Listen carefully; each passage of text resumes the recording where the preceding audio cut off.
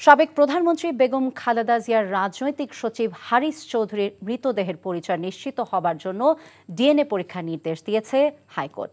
আজ হারিস চৌধুরীর মেয়ে ব্যারিস্টার সামিরা তানজিম চৌধুরী তার বাবার মৃতদেহের পরিচয় নিশ্চিত হতে হাইকোর্টের বিচারপতি AKM আসাদুজ্জামান এবং মাহবুবুল ইসলামের দ্বৈত বেঞ্চে আবেদন করেন। তিনি দাবি করেন তার বাবার মৃত্যু নিয়ে পরিকল্পিতভাবে ধোঁয়াশা সৃষ্টি করা হয়েছে, যা অত্যন্ত বেদনার।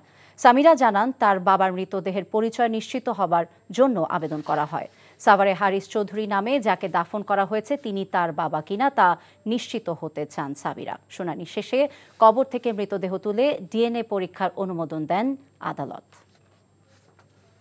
ডিএনএ টেস্ট করার একটা ডাইরেকশন দেন, আমরা ডিএনএ টেস্ট করে কোর্টের আদেশ অনুযায়ী আমরা যথাসময়ে কোর্টে কমপ্লায়েন্স জমা দিব। মিডিয়া একটার পর একটা রিপোর্ট করেছে যে হারিস চৌধুরীর মৃত্যু নিয়ে ধোঁয়াশা কাটছে না, রহস্যময় থেকে গেল হারিস চৌধুরীর মৃত্যু।